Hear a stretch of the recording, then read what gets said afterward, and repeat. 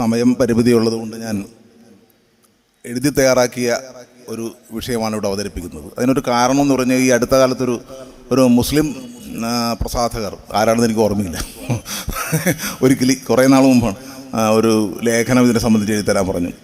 ഞാൻ ലേഖനം എഴുതി കൊടുത്തു. അതിനുശേഷം ഇത് പ്രസിദ്ധീകരിച്ചോ അല്ലയോ ഒരു വിവരം എനിക്കില്ല. അപ്പം ഞാൻ നമ്പർ അറിയാത്ത കാരണം എനിക്കത് കോൺടാക്ട് ചെയ്യാനും പറ്റിയില്ല. അപ്പോൾ അത് എവിടെയെങ്കിലും വന്നാന്ന് എനിക്കറിയില്ല. അപ്പോൾ അത് ഇവിടെ അവതരിപ്പിക്കാമെന്ന് കരുതുകയാണ്. ഏതായാലും ഇസ്ലാമോഫോബിയയുടെ കേരളീയ തന്ത്രങ്ങൾ എന്നാണ് ഞാൻ ആ ലേഖനത്തിന് തലക്കെട്ട് കൊടുത്തത്. ഈ 15 മിനിറ്റിൽ തീരുമെന്ന് പ്രതീക്ഷിക്കുന്നു. ഇസ്ലാമോഫോബിയ എന്ന പ്രയോഗം നേരത്തെ ഇവിടെ പലരും പറഞ്ഞ പോലെ തന്നെ ആഗോളതലത്തിൽ ഐക്യരാഷ്ട്രസഭയുടെ വിവിധ നയരൂപവൽക്കരണ വേദികൾ തന്നെ മുസ്ലിങ്ങളുമായി ബന്ധപ്പെട്ട രാഷ്ട്രീയ പ്രശ്നങ്ങളെ വ്യവഹരിക്കുന്നതിനായി നിരന്തരം ഉപയോഗിച്ചു വരുന്നുണ്ട്. 2004 ഐക്യരാഷ്ട്രസഭയുടെ ജനറൽ സെക്രട്ടറിയായ കോഫി അനനാണ് ഈ മാറ്റത്തിന് തുടക്കം കുറിച്ചത്. ഇന്ത്യൻ സാഹചര്യത്തിൽ ഇസ്ലാമോഫോബിയ എന്ന വാക്ക് കേൾക്കാൻ തുടങ്ങിയിട്ട് ഏതാണ്ട് ഒരു 20 കൊല്ലമേ ആയിട്ടുള്ളൂ. കേരളത്തിലാണെങ്കിൽ ഒരു 10 വർഷത്തോളമായി ഇസ്ലാമോഫോബിയ എന്ന പദം പ്രയോഗിക്കുന്നു. തുടക്കത്തിൽ ഞങ്ങൾ എടവനക്കാട് വെച്ച് ഇങ്ങനെ ഒരു ക്യാമ്പ് നടത്തുന്ന കാലഘട്ടത്തിൽ വാസ്തവത്തിൽ ഇസ്ലാമോഫോബിയ എന്ന വാക്ക് മുസ്ലിം സംഘടനകൾ പോലും പ്രയോഗിച്ചിരുന്നില്ല. പിന്നീടാണത് അവരുടെ ഇടയിൽ ഇപ്പോൾ എല്ലാ മുസ്ലിം സംഘടനകളും ഇതര വിഭാഗക്കാരും വളരെ വ്യാപകമായി ഉപയോഗിക്കുന്ന രീതിയിലേക്ക് അത് മാറി എന്നുള്ളത് വളരെ സന്തോഷകരമായിരുന്നു. ഇസ്ലാമോഫോബിയ എന്നാൽ മുസ്ലിം വിരുദ്ധ വംശീയതയാണ് എന്ന പൊതു നിർവചനം ഏത് സാഹചര്യത്തിലും നിലനിൽക്കുന്നു. സന്ദർഭവും സാഹചര്യവും അനുസരിച്ച് മുസ്ലിം വിരുദ്ധ വംശീയത എന്ന നിലയിൽ ഇസ്ലാമോഫോബിയക്ക് അർത്ഥമാറ്റവും സംഭവിക്കാറുണ്ട്. മുസ്ലിം എന്ന് സ്വയം കരുതുന്നവരോ അല്ലെങ്കിൽ മറ്റുള്ളവരാൽ അങ്ങനെ കരുതപ്പെടുന്നവരോ ആയ സാമൂഹിക വിഭാഗത്തിനെതിരെ നടക്കുന്ന വംശീയവൽക്കരണ പ്രക്രിയയിലൂടെ നിർമ്മിക്കപ്പെടുന്നതാണ് ഇസ്ലാമോഫോബിയ. ഇത് കുറച്ചുകൂടി നന്നായിട്ട് വിശദീകരിക്കാൻ ബാബുരാജ് ഭഗവതി ഉണ്ട്, അതുകൊണ്ട് ഞാൻ അതിലേക്ക് കടക്കുന്നില്ല. മുസ്ലിം എന്ന് തോന്നിപ്പിക്കുന്ന വിഭാഗങ്ങളെ, അടയാളങ്ങളെ, സാമൂഹിക സാഹചര്യങ്ങളെ, വ്യക്തികളെ, സാംസ്കാരിക ചിഹ്നങ്ങളെ, ജീവിത രീതികളെ, സാമൂഹിക രാഷ്ട്രീയ വീക്ഷണങ്ങളെ ലക്ഷ്യം വെക്കുന്ന വംശീയ പദ്ധതിയാണ്. സാമൂഹികമായ വൈവിധ്യങ്ങളും മതരാഷ്ട്രീയ വ്യാഖ്യാന വ്യത്യാസങ്ങളും പ്രാദേശിക വൈജാത്യങ്ങളും സാമ്പത്തിക അന്തരങ്ങളും സാമൂഹ്യ രാഷ്ട്രീയ വിവേചനങ്ങളെല്ലാം എല്ലാ സാമൂഹിക വിഭാഗങ്ങൾക്കിടയിലുണ്ട്. മുസ്ലിങ്ങൾക്കിടയിലും മാത്രമല്ല എല്ലാവർക്കും ഉണ്ട്. മുസ്ലിങ്ങൾക്കിടയിലും മറ്റു മതസ്ഥർക്കിടയിലും മതേതര സ്ഥാപനങ്ങളിലും പാർട്ടികളിലും ഇതൊക്കെ ഉണ്ട്. ഇതല്ല ഇസ്ലാമോഫോബിയക്കെതിരായ പോരാട്ടത്തിൻ്റെ പ്രശ്നമണ്ടല്ലോ. മറിച്ച് വംശീയപരമായ പ്രയോഗങ്ങളിലൂടെയും ആശയങ്ങളിലൂടെയും മുസ്ലിം എന്ന പേരിൽ നിർവചിക്കപ്പെടുന്ന സാമൂഹ്യ വിഭാഗം എങ്ങനെ നിർമ്മിക്കപ്പെടുന്നു അഥവാ നിർണയിക്കപ്പെടുന്നു എന്നതാണ് അടിസ്ഥാന പ്രശ്നം. നേരത്തെ ഇവിടെ പലരും ചൂണ്ടിക്കാണിച്ചതുപോലെ തന്നെ മുസ്ലിങ്ങൾ എന്ത് ചെയ്യുന്നില്ല എന്നതല്ല, മറിച്ച് മുസ്ലിങ്ങളുടെ മേലെ നടക്കുന്ന പ്രായോഗിക ആശയ പദ്ധതിയാണത്. അപരർ, അതായത് ന്യൂനപക്ഷങ്ങൾ എന്ന നിലയിൽ മുസ്ലിങ്ങളുടെ മേലെ പ്രയോഗിക്കുന്ന അധികാരമാണത്. അഥവാ വംശീയതയിൽ കെട്ടിപ്പടുത്ത മുസ്ലിം അപരവൽക്കരണമാണ് ഇസ്ലാമോഫോബിയ. അപരവൽക്കരണം എന്ന കാഴ്ചപ്പാടിൻ്റെ അഭാവത്തിലാണ് വാസ്തവത്തിൽ മുസ്ലിങ്ങളുടെ പ്രവർത്തന ഫലമായാണ് ഇസ്ലാമോഫോബിയ ഉണ്ടാവുന്നതെന്നും മുസ്ലിങ്ങൾ തങ്ങളുടെ പെരുമാറ്റവും ജീവിതവും മാറ്റിയാൽ തീരുന്നതാണ് ഇസ്ലാമോഫോബിയ എന്നുമുള്ള അബദ്ധ വിശകലനത്തിലേക്ക് ചിലരെങ്കിലും എത്തിപ്പെടുന്നത്. വംശീയവൽക്കരണവും അപരവൽക്കരണവും ഒന്നുചേരുന്ന സാമൂഹിക രാഷ്ട്രീയ പ്രക്രിയയാണ് ഇസ്ലാമോഫോബിയ. ഇന്ത്യൻ സാഹചര്യത്തിൽ ദളിത് ബഹുജൻ പിന്നാക്ക വിഭാഗക്കാരെ ആന്തരിക അപരരാക്കിക്കൊണ്ടും മുസ്ലിങ്ങളെ ബാഹ്യ അപരരാക്കിക്കൊണ്ടുമാണ് ഈ സവർണ ബ്രാഹ്മണ്യ രാഷ്ട്രീയ പ്രവർത്തിക്കുന്നത്. ഞങ്ങൾ അവിടെ ഒരു ഗ്രൂപ്പിൻ്റെ ആഭിമുഖ്യത്തിൽ നടത്തിയ പഠനത്തിൽ ഞങ്ങൾക്ക് മനസ്സിലായ ഒരു കാര്യം, പ്രധാനമായി 2 തരം ഇസ്ലാമോഫോബിയ സമൂഹത്തിൽ കാണപ്പെടുന്നുണ്ടെന്നുള്ളതാണ്. ഒന്ന് അടിസ്ഥാനപരമായ ഇസ്ലാമോഫോബിയ, 2 സാധാരണ സ്വഭാവത്തിലുള്ള ഇസ്ലാമോഫോബിയ. സാധാരണ സ്വഭാവത്തിലുള്ള ഇസ്ലാമോഫോബിയ എന്ന് ഒരാൾ ജീവിക്കുന്ന സാമൂഹിക സാഹചര്യത്തിൽ നിലനിൽക്കുന്ന മുസ്ലിം സമൂഹത്തെ പറ്റിയുള്ള മുൻധാരണകളെ പുനരുൽപ്പാദിപ്പിക്കുക എന്ന പ്രക്രിയയിൽ ഏർപ്പെട്ട് രാഷ്ട്രീയപരമായ ലക്ഷ്യങ്ങൾ നേടിയെടുക്കാൻ കഴിയുന്നു എന്നത് സാധാരണ ഇസ്ലാമോഫോബിയയുടെ ഭാഗമാണ്. എന്നാൽ അടിസ്ഥാനപരമായ ഇസ്ലാമോഫോബിയ മുസ്ലിങ്ങളെ വംശീയവൽക്കരിക്കുക എന്ന ബോധപൂർവമായ പ്രത്യയശാസ്ത്ര അജണ്ടയുടെ ഭാഗമാണ്. മുസ്ലിങ്ങളെ വംശീയമായി ഒറ്റതിരിച്ചാക്രമിക്കാനും ഉന്മൂലനം ചെയ്യാനും അത് ആഹ്വാനം ചെയ്യുന്നു. അടിസ്ഥാനപരമായ ഇസ്ലാമോഫോബിയ ബോധപൂർവം നടത്തുന്ന പ്രചാരവേലയിലൂടെ സംഘപരിവാർ അടക്കമുള്ള ശക്തികൾ വികസിപ്പിക്കുന്നു എന്നുള്ളതാണ് പ്രധാനപ്പെട്ട കാര്യം. ഞാൻ ചില ഉദാഹരണങ്ങൾ പറഞ്ഞ് നിങ്ങൾക്ക് മനസ്സിലാകും. ഹരിയാനയിലൊരു കാര്യം പറയാം. ആക്രി വെറുക്കി ഉപജീവനം നടത്തുന്ന മുസ്ലിം യുവാവ് ബീഫ് കഴിച്ചു എന്ന സ്ഥലത്ത് ഗോരക്ഷകർക്ക് ഒരു സംശയം തോന്നുന്നു. കുറച്ച് ആക്രി സാധനങ്ങൾ എടുക്കാനുണ്ട് എന്ന വ്യാജേന ഇയാളെ വിളിച്ചു വരുത്തിയിട്ട് അവർ മർദ്ദിച്ചു കൊല്ലുകയാണ്. മൃതദേഹം കനാലിൽ വലിച്ചെറിയും. ഹരിയാനയിൽ 2024 നടന്നൊരു സംഭവമാണ്. ഇതിങ്ങനെ ആവർത്തിച്ച് വരുന്നത് കൊണ്ട് നമുക്ക് യഥാർത്ഥത്തിൽ ഇതിപ്പോൾ നോർമലൈസ് ചെയ്തുകൊണ്ട് വലിയൊരു വാർത്തയായിട്ടൊന്നും കാണുന്നില്ല. മുസ്ലിങ്ങൾ ചിലപ്പോൾ ശ്രദ്ധിച്ചിട്ടുണ്ടാവില്ല. അങ്ങനെയാണ് സംഭവം. ഇത് വളരെ പ്ലാൻ ചെയ്ത് നടത്തിയ കൊലപാതകമാണ്. ആ കൊലപാതകത്തിൽ എൻ്റെ പ്രതികൾ പിടിക്കപ്പെട്ട് പ്രായപൂർത്തിയാകാത്ത 2 ഹിന്ദുക്കൾ ഉണ്ടായിരുന്നതാണ്. അതാണ് ഇന്ത്യൻ എക്സ്പ്രസ് ഓഗസ്റ്റ് 31, 2024 റിപ്പോർട്ട് ചെയ്ത വാർത്തയിൽ കാണുന്നത്. ഇതിനോട് ബന്ധപ്പെട്ട് ഹരിയാന മുഖ്യമന്ത്രിയുടെ പ്രതികരണം എന്തായിരുന്നു? ഗ്രാമീണർ പശുവിനെ ബഹുമാനിക്കുന്നവരാണ്, പശുവിനെ തിന്നു എന്നറിഞ്ഞാൽ അവർ ഇങ്ങനെ പ്രതികരിക്കുന്നത് സ്വാഭാവികമെന്നാണ്. അതായത് ഒരു സംസ്ഥാന മുഖ്യമന്ത്രിയിൽ നിന്ന് തന്നെ ഇങ്ങനെ മതഭീകരതയ്ക്ക് കിട്ടുന്ന പിന്തുണ അങ്ങനെ എടുക്കുന്ന ഒരു രാജ്യത്തിരുന്നുകൊണ്ടാണ് നമ്മൾ തൊട്ടടുത്ത ബംഗ്ലാദേശിലേക്ക് എത്തി നോക്കി പലരും ഖേദം പ്രകടിപ്പിക്കുന്നതെന്നാണ് ഇതിൻ്റെ ഒരു ഐറണി. വേറൊരു തമാശ എന്ന് പറഞ്ഞാൽ, നോക്കാൻ ആളില്ലാതെ പശുക്കൾ കൂട്ടത്തോടെ ചത്തൊടുങ്ങുന്ന നാടാണിത്. കറവ പശുക്കളെ കൂട്ടത്തോടെ പുഴയിൽ കൊണ്ടുപോയി തള്ളുന്ന പരിപാടിയുണ്ട്. അങ്ങനെയുള്ള നാട്ടിൽ ഈ ചിതറ് കാണിക്കുന്ന ഈ പശുഭക്തി വാസ്തവത്തിൽ പശുഭക്തിയല്ല, മുസ്ലിങ്ങളെ കൊല്ലാനുള്ള ഒരു ഉഡായിപ്പാണ്, ഒരു ഉപായമാണ്, വേറെ ഒന്നുമല്ല. ഇത് നമുക്കറിയാം. ഇനി യു പിയിലെ വേറൊരു സംഭവം പറയാം. ഈ സാധാരണ നമ്മൾ ഈ പലപ്പോഴും പല മത ആചാരങ്ങളുമായി ബന്ധപ്പെട്ട് ഇപ്പോൾ കുംഭമേള, അതുപോലെ കാൻവാറിൽ നടന്ന ഈ അടുത്ത 2024 ജൂലൈ മാസത്തിലെ കാൻവാർ യാത്ര, ഇതൊക്കെ ബന്ധപ്പെട്ട് പലപ്പോഴും നടക്കുന്ന സംഭവങ്ങൾ, അതായത് അവരുടെ ആചാരങ്ങൾ വിശ്വാസങ്ങളായിട്ട് ബന്ധപ്പെട്ട് ആചാരങ്ങൾ പലതും നടത്താറുണ്ടല്ലോ. അതിൻ്റെ ഭാഗമായിട്ട് ഈ കാൻവാർ യാത്രയുടെ സവിശേഷത എന്ന് പറയുന്നത്, പാലാഴി കടഞ്ഞപ്പോൾ വന്ന വിഷം ശിവൻ കുടിക്കുകയും അദ്ദേഹത്തിൻ്റെ ബുദ്ധിമുട്ട് ശമിപ്പിക്കാനായി ശിവഭക്തർ ഗംഗാജലം ശിവലിംഗത്തിൽ ഒഴിക്കുന്ന ഐതിഹ്യമാണ് ഇതിന് പിന്നിലുള്ളത്. രാജ്യത്തിൻ്റെ നാനാഭാഗത്തു നിന്നും ഈ ഭക്തന്മാർ വരും, ചെരുപ്പിടാതെയാണ് വരുന്നത്. ചെരുപ്പിടാതെ വന്നിട്ട് ഗംഗയിൽ പോയി ഈ വെള്ളം കൊണ്ടുവന്നിട്ട് ക്ഷേത്രങ്ങളിൽ പോയി ശിവലിംഗത്തിൽ ഒഴിക്കുന്നൊരു സമ്പ്രദായമാണിത്. ആ കാലത്ത് ഈ ചെരുപ്പിടാൻ പാടില്ല, മദ്യം ഒന്നും ഉപയോഗിക്കാൻ പാടില്ല. പക്ഷേ ഇതിൻ്റെ പ്രശ്നം എന്താണെന്ന് വെച്ചാൽ, ഈ താൽക്കാലത്തേക്ക് ഇവരെ വിശുദ്ധരായി കാണുന്ന ഈ സന്ദർഭം ഉപയോഗിച്ചുകൊണ്ട് ഭയങ്കരമായ രീതിയിലുള്ള ഇതര വിഭാഗങ്ങൾക്കെതിരെയുള്ള അക്രമങ്ങൾ നടത്തുന്നതാണ്. ഒരു ഉദാഹരണം പറഞ്ഞാൽ, ഒരു സൈനികൻ ഒരു കാറിൽ ഓവർടേക്ക് ചെയ്തു എന്ന് പറഞ്ഞുകൊണ്ട് ഈ സന്ദർഭത്തിൽ ഇവരുടെ ഓവർടേക്ക് എന്ന് പറഞ്ഞ് തല്ലിക്കൊന്നു കളഞ്ഞു. പത്രത്തിൽ റിപ്പോർട്ട് ചെയ്തതാണ്, നിങ്ങൾ പലപ്പോഴും മറന്നുപോയിട്ടുണ്ടാവും.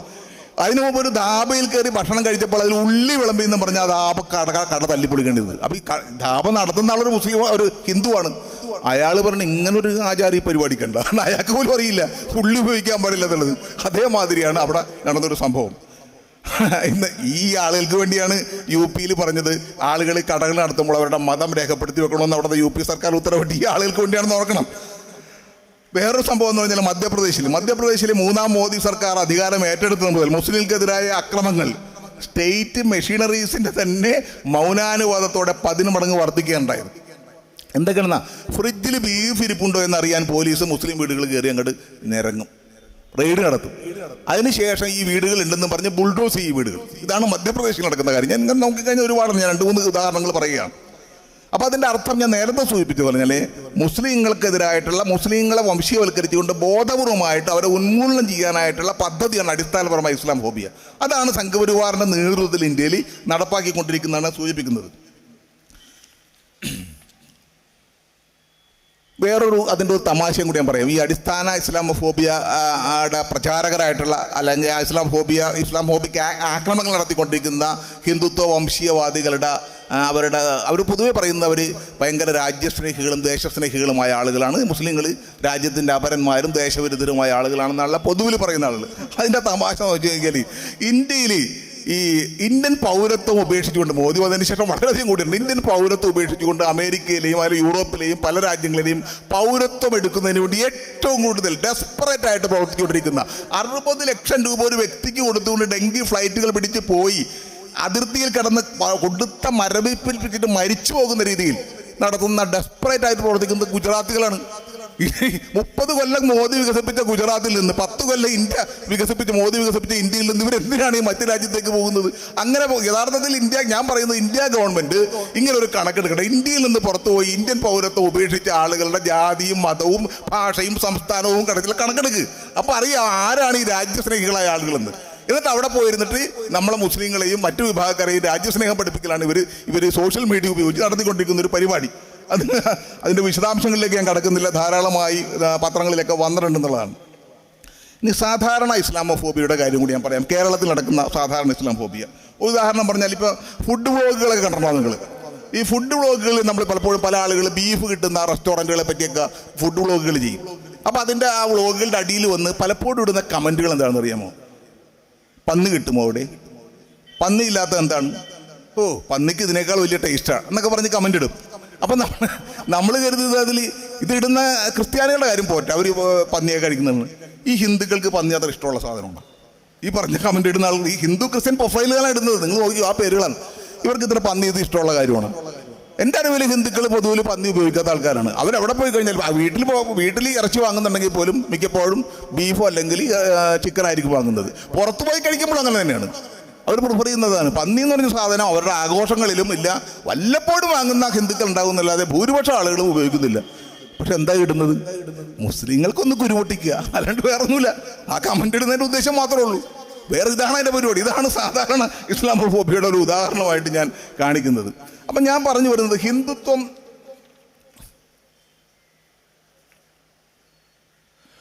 ഹിന്ദുത്വത്തിൻ്റെ ഈ പ്രചാരണം ഏറ്റവും ശക്തമായി ഏറ്റുപിടിച്ചുകൊണ്ടിരിക്കുന്ന ഒരു പ്രധാനപ്പെട്ട ഒരു വിഭാഗം എന്ന് പറയുന്നത് കേരളത്തിൻ്റെ ശ്രീനാരായണ പ്രസ്ഥാനം എന്ന് പറയുന്ന SNDP യോഗത്തിൻ്റെ ജനറൽ സെക്രട്ടറിയാണെന്ന് നിങ്ങൾക്കറിയാം.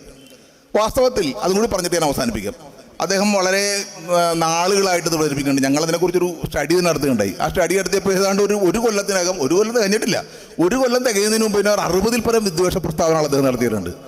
ഒരു യൂട്യൂബർമാരും ചെയ്യാത്ത രീതിയിൽ ഇത്രക്കധികം 4 ദിവസത്തിനുള്ളിൽ ഒരെണ്ണം എന്ന രീതിയിൽ ഒരു വിദ്വേഷ പ്രസ്താവന നടത്തുന്ന ഒരു നേതാവായി ഒരു ശ്രീനാരായണ പ്രസ്ഥാനത്തിൻ്റെ നേതാവ് വരിക എന്ന് പറയുന്നത് കേരളത്തിന് അതൊരു അപമാനമാണ്. ആ സമുദായത്തിൽപ്പെട്ട ഞങ്ങളെപ്പോലുള്ള ആളുകൾക്ക് സഹിക്കാൻ പറ്റാത്ത കാര്യമാണ്. അതുകൊണ്ട് ഞങ്ങളെപ്പോലുള്ള ആളുകൾ വളരെയധികം ശക്തമായി അതിനെതിരെ ചെറിയ രീതിയിലാണെങ്കിൽ പോലും ഉള്ള ആളുകൾ വെച്ച് വളരെ ശക്തമായി പ്രതികരിക്കേണ്ടായി.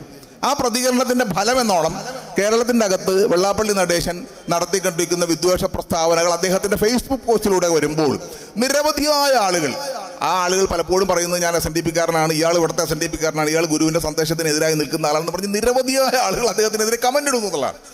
അത് വലിയ പോസിറ്റീവായ കാര്യമായിട്ടാണ് ഞാൻ കാണുന്നത്. അപ്പോൾ അദ്ദേഹത്തിനെതിരെ കേരളത്തിൻ്റെ പൊതുസമൂഹത്തിനകത്ത് ചിന്തിക്കുന്ന രീതിയിൽ, ശ്രീനാരായണ സമൂഹത്തിനകത്ത് തന്നെ ചിന്തിക്കുന്ന രീതിയിലേക്ക് ചില മാറ്റങ്ങൾ ഉണ്ടാക്കാൻ ചെറിയ രീതിയിലാണെങ്കിൽ ഞങ്ങൾക്ക് കഴിഞ്ഞു എന്നൊരു അഭിമാനം ഇക്കാര്യത്തിൽ സൂചിപ്പിക്കുകയാണ്. മാത്രമല്ല നിരവധി പൊതുസമൂഹത്തിൽ ഇടപെടുന്ന നിരവധി ആളുകൾ അദ്ദേഹത്തെ രൂക്ഷമായി അക്കാര്യത്തിൽ വിമർശിക്കുകയുണ്ടായി.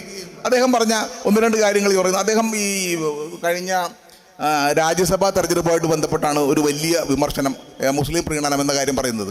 ഇടവ സമുദായത്തിന് അവകാശങ്ങൾ കിട്ടാതിരിക്കുന്നതിൻ്റെ ഒരു പ്രധാനപ്പെട്ട കാരണം മുസ്ലിങ്ങളെ അമിതമായി പ്രീണിപ്പിക്കുന്നുള്ള മുസ്ലിം പ്രീണനം എന്ന ഒരു കാര്യം പൊതുവിൽ കേരളത്തിൻ്റെ പൊതുസമൂഹത്തിനകത്ത് വലിയധികം ഒരു സാധ്യതയുള്ള അല്ലെങ്കിൽ വലിയൊരു ആളുകളുടെ വിശ്വാസത്തിലുള്ള ഒരു സംഗതിയാണ് മുസ്ലിം പ്രീണനം നടക്കുന്നുള്ളത്. അത് UDF ഭരിക്കുമ്പോഴും പറയാറുണ്ട്, LDF ഭരിക്കുമ്പോഴും ഒക്കെ പറയാറുണ്ട്.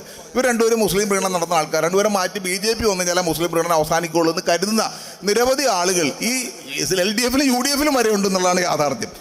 അപ്പോൾ അതുകൊണ്ട് തന്നെ അദ്ദേഹം ഈ രാജ്യസഭ സീറ്റ് മുസ്ലിം സ്ഥാനാർത്ഥികൾ മുസ്ലിങ്ങൾക്ക് കൊടുത്തു കഴിഞ്ഞപ്പോൾ ഉടനെ അതിനെതിരെ വരികയും അദ്ദേഹം പറഞ്ഞ പ്രസ്താവനയൊക്കെ ഉണ്ടല്ലോ. അപ്പം ഞാനിതിനെ സംബന്ധിച്ച് ഒരു അന്വേഷണം നടത്തുകയുണ്ടായി. ഞാനത് ഫേസ്ബുക്കിൽ ഇടുകയുണ്ടായി. അതുകൂടി പറഞ്ഞിട്ട് അവസാനിപ്പിക്കാം.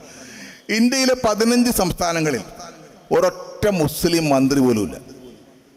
കേരളത്തിൻ്റെ കണക്കാണ് എടുക്കേണ്ടായി. കേരളത്തിൻ്റെ നിയമസഭയ്ക്കകത്ത് ഇതേ 1951 മുതൽ ഈ അവസാനത്തെ ഇപ്പോഴത്തെ നിയമസഭ വരെയുള്ള ആളുകളുടെ മുസ്ലിങ്ങളുടെ കണക്കും ഞാൻ കഴിഞ്ഞ നിയമസഭയിൽ എല്ലാ ജാതി സമുദായങ്ങളുടെ കണക്ക് കൊടുത്ത മനുഷ്യനാണ് ഞാൻ. ഏതൊക്കെ MLA 150 MLA വരെ എത്ര ജാതി സമുദായത്തിൽപ്പെട്ട ആളാണെന്ന് ഇനി ഒരുപക്ഷെ കേരളത്തിൽ അറിയാവുന്ന ഒരാളെ ഞാനായിരിക്കും, വേറെ ആർക്കും അറിയാൻ പറ്റൂല.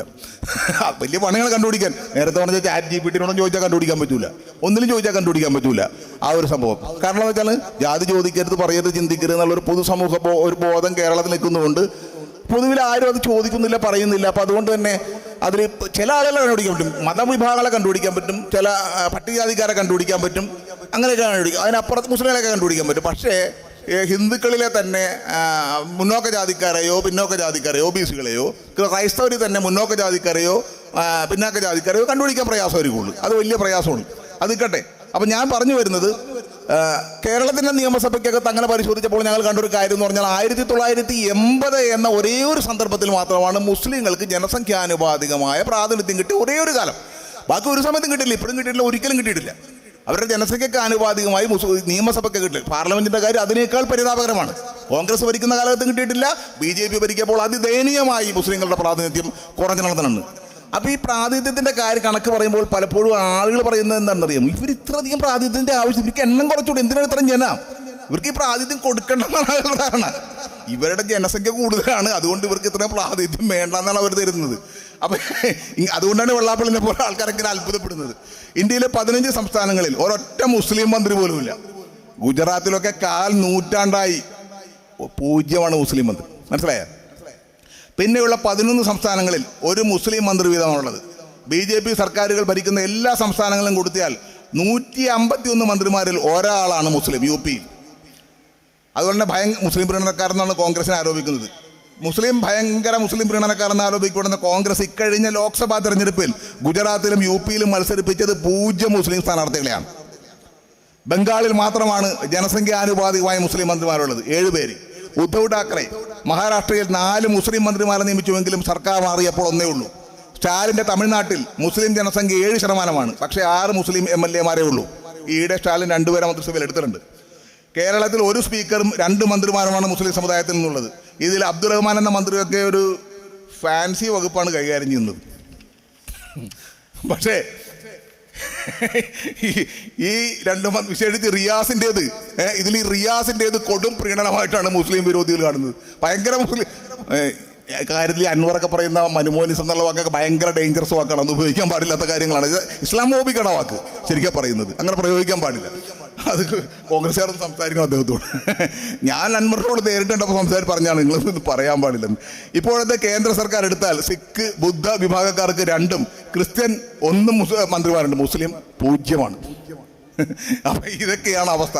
പിന്നെ നിരന്തരമായി ഞാൻ അവസാനിപ്പിക്കാൻ ബാക്കിയുള്ളവരുണ്ട്. നിരന്തരമായി പറയുന്നൊരു കാര്യം എന്ന് പറഞ്ഞാൽ ഈ മദ്രസാധ്യാപകരുടെ പെൻഷൻ സർക്കാർ കൊടുക്കുന്നു തുടങ്ങിയുള്ള കള്ളക്കഥകളാണ്.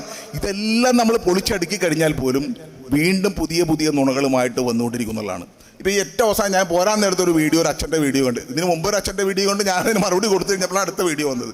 എന്താ വീഡിയോ എന്ന് അറിയാമോ? അച്ഛൻ പറയുന്നത്, നിങ്ങൾ PSCക്ക് അപേക്ഷിക്കുമ്പോൾ നിങ്ങൾ ഹിന്ദു ആണെങ്കിൽ നിങ്ങൾ ഹിന്ദു എന്ന് അടയാളപ്പെടുത്തി, നിങ്ങൾക്ക് അതിനകത്ത് ജാതിയൊക്കെ വരും, ആ ജാതിയെ അടയാളപ്പെടുത്തും. ക്രിസ്ത്യൻ ആണെങ്കിൽ ക്രിസ്ത്യൻ അടയാളപ്പെടും, ജാതി വരും, LC ആണോ നാടാരാണോ അല്ലെങ്കിൽ ദളിത് ക്രൈസ്തവനാണോ ആ രീതിയിൽ വരാൻ പറ്റും. പക്ഷേ നിങ്ങൾ മുസ്ലിം ആണെങ്കിൽ നിങ്ങൾക്ക് അങ്ങനെയൊന്നുമില്ല, മുസ്ലിം അല്ലെങ്കിൽ മാപ്പിള നടലപ്പെടുത്തിയാൽ മതി, അപ്പോൾ നിങ്ങൾക്ക് 12% സംവരണം കിട്ടും എന്ന് പറഞ്ഞ് അതിഭീകരമായ രീതിയിൽ മുസ്ലിങ്ങൾക്ക് 12% സംവരണം കൊടുക്കുക എന്തോ പാതകമാണ് എന്ന രീതിയിലാണ് അച്ഛൻ അവതരിപ്പിക്കുന്നത്. അപ്പോൾ കേട്ടിരിക്കുന്ന ആളുകൾക്ക് നോക്കും മുസ്ലിങ്ങൾ. അപ്പോൾ അതിൻ്റെ അടിയിൽ വന്ന കമൻറ്റുകൾ ജാതി സംവരണമാണ് നടപ്പാക്കേണ്ടത്, എന്തുകൊണ്ട് മുസ്ലിങ്ങൾക്ക് സംവരണം കൊടുക്കുന്നു, മുസ്ലിങ്ങൾക്ക് എവിടെയാണ് ജാതി ഉള്ളത്, അവർ ജാതി വിഭാഗത്തിൽപ്പെട്ട ആൾക്കാരാണോ, അവർ പിന്നോക്കക്കാരാണോ, അവർ അടിച്ചമർത്തപ്പെടുന്നത്, ഇതൊക്കെയാണ് ചോദിക്കുന്നത്. ഇതാണ് നമ്മുടെ നാട്ടിൽ ഇതിനെ സംബന്ധിച്ച് നിൽക്കുന്ന ഒരു പൊതുബോധം. അതുകൂടി പറയാം. വാസ്തവത്തിൽ സംവരണം നൽകുന്നത് എന്തിനാണ്? സംവരണം നൽകുന്നത് എന്തിനാണ് ഇന്ത്യൻ ഭരണഘടന പറയുന്നുണ്ട്. ചില ആളുകൾ പറയും ജാതി വ്യവസ്ഥയിൽ അടിച്ചമർത്തപ്പെട്ട് കിടക്കുന്ന ആളുകളെ മുകളിലേക്ക് പൊക്കിക്കൊണ്ട്, അതിനൊന്നുമല്ല, വെറുതെ മണ്ടത്തരമൊന്നും പറയരുത്. സംവരണം നൽകുന്നത് അങ്ങനെ പൊക്കലും ഒന്നുമില്ല. സംവരണം ഒരേ ഒരു കാര്യത്തിൽ നൽകുന്നതാണ്, പ്രാതിനിധ്യമില്ലെങ്കിൽ, അതായത് ഭരണാധികാരത്തിനകത്ത്, എക്സിക്യൂട്ടീവിനകത്ത്, ജുഡീഷ്യറിക്കകത്ത്, രജിസ്ട്രേച്ചറിനകത്ത്, അത് ഞാൻ കൂടുതലായിട്ട് വ്യാഖ്യാനിക്കേണ്ടത് വാസ്തവത്തിൽ ഭരണാധികാരത്തിനകത്ത് സർക്കാർ പറയുന്നത്, നിയമം പറയുന്നത് അല്ലെങ്കിൽ ചട്ടം പറയുന്നത്, ഭരണഘടന പറയുന്നത്, സർക്കാരിൻ്റെ അഭിപ്രായത്തിൽ ഏതെങ്കിലും ഒരു പിന്നോക്ക വിഭാഗം പൗരന്മാർക്ക് സർക്കാരിൻ്റെ സർവീസിനകത്ത് മതിയായ പ്രാതിനിധ്യമില്ലെങ്കിൽ, അഡിക്വേറ്റ് റെപ്രസെൻറ്റേഷൻ, മതിയായ പ്രാതിനിധ്യമില്ലെങ്കിൽ അവർക്കായി ചട്ടം കൊണ്ടുവരിക, അത്രേ ഉള്ളൂ. ഇതാണ് സംവരണം. പ്രാതിനിധ്യം കൊടുക്കാനുള്ള ഒരു ഏർപ്പാട് മാത്രമാണ്. മുസ്ലിങ്ങൾക്ക് പ്രാതിനിധ്യം ഇല്ലെന്ന് ഞാൻ പറഞ്ഞില്ലേ കണക്കിൽ. ലെജിസ്ലേച്ചറിലില്ല, മറ്റ് എക്സിക്യൂട്ടീവിലില്ല, ജുഡീഷ്യറിയിലില്ല. ഇതൊക്കെ സർക്കാരുകളുടെ കണക്കാണ്, ഞാൻ ഉണ്ടാക്കിയ കണക്കല്ല, സർക്കാരിൻ്റെ കണക്കിലുണ്ട്.